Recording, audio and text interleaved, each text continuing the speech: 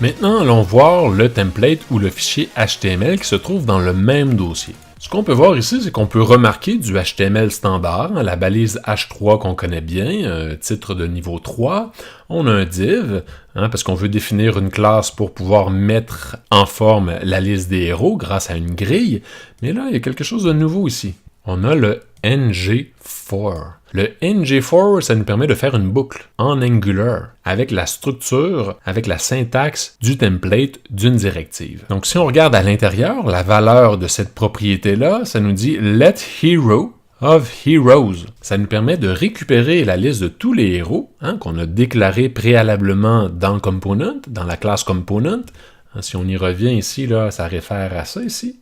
Les héros qu'on a récupérés, la liste des héros. On veut itérer sur tous ces héros-là, et pour chaque héros, on veut avoir une variable qui contient un héros à la fois, donc on l'a déclaré héros.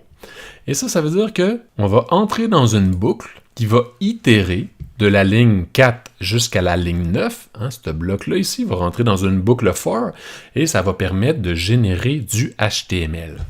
Donc, si on a 4 héros, on va passer à travers cette boucle-là 4 fois pour récupérer chaque héros de façon individuelle. Et ce qui est intéressant ici, entre autres, on a les accolades doubles. Ça nous permet de récupérer une valeur et de l'afficher à l'écran.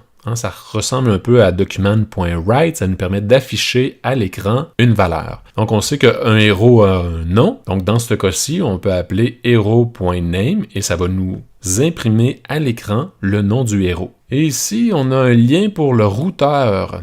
Je ne vous ai pas présenté le routeur, mais ça nous permet de naviguer à travers l'application. Dans ce cas-ci, on veut créer un hyperlien qui va nous mener à une autre page. Cet hyperlien-là nous mène à une page detail pour avoir le détail d'un héros. Mais pour pouvoir avoir le détail d'un héros spécifique, il faut le ID ou l'identifiant unique. On va donc utiliser encore les accolades doubles et on va pouvoir spécifier hero.id. Donc, dans cette page-là, on va être redirigé. Le component du détail va pouvoir aller dans l'URL, récupérer le ID qui est spécifié et charger le bon héros. Un autre élément important à la ligne 14, c'est l'utilisation d'un autre component qui s'appelle App Hero Search. C'est le moteur de recherche qui nous permet d'afficher et de visualiser le moteur de recherche. Tantôt, je vous avais parlé du sélecteur. Dans ce cas-ci, le sélecteur App Hero Search est utilisé. Et donc, si on fait un survol du code de notre component Hero Search, on va voir que le sélecteur se nomme app-hero-search. Avec ça, on a le code HTML de notre component. En résumé, on peut utiliser des balises HTML telles qu'on le faisait avant, mais on a du HTML augmenté par des directives. On a ici la directive étoile ng4 qui nous permet de boucler. On a aussi des attributs router-link qui n'existaient pas en HTML mais qui sont maintenant disponibles. Et on a la possibilité d'utiliser les accolades doubles pour afficher à l'écran une valeur. Maintenant, je me retrouve dans le fichier dashboard.component.css. C'est le cascading style sheet, c'est les feuilles de style qui seront appliquées à ce component-là. Je ne passerai pas nécessairement beaucoup de temps sur cette section-là. C'est du CSS standard où on peut définir le padding, on peut définir les classes, les propriétés de nos éléments qui seront affichés.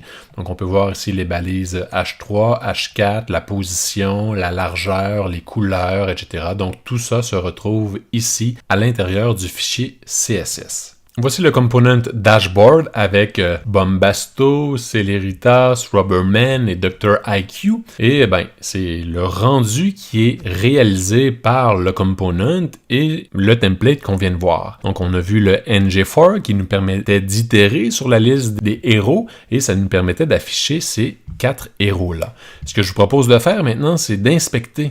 On va cliquer sur un de ces héros-là, on va l'inspecter et je tiens à porter votre attention sur le fait que le ng4 disparaît dans le code HTML. C'est remplacé par du HTML, seulement du HTML pur. Donc, les directives ng4, ngIf et d'autres directives qu'on va pouvoir voir éventuellement vont disparaître du code HTML. Et on peut voir que ici, à l'intérieur de la balise H4, on avait ici des accolades doubles pour définir le nom du héros, ben c'est remplacé par la valeur du nom du héros. Et si je fais afficher le code source de la page, ce qu'on se rend compte, c'est qu'il n'y a pas grand-chose. Le code HTML là, que je viens de vous présenter, celui-ci, c'est du code HTML qui est généré par JavaScript directement lors de l'exécution de la page de Angular. Donc tout ça, ça a été généré de façon dynamique en JavaScript par Angular.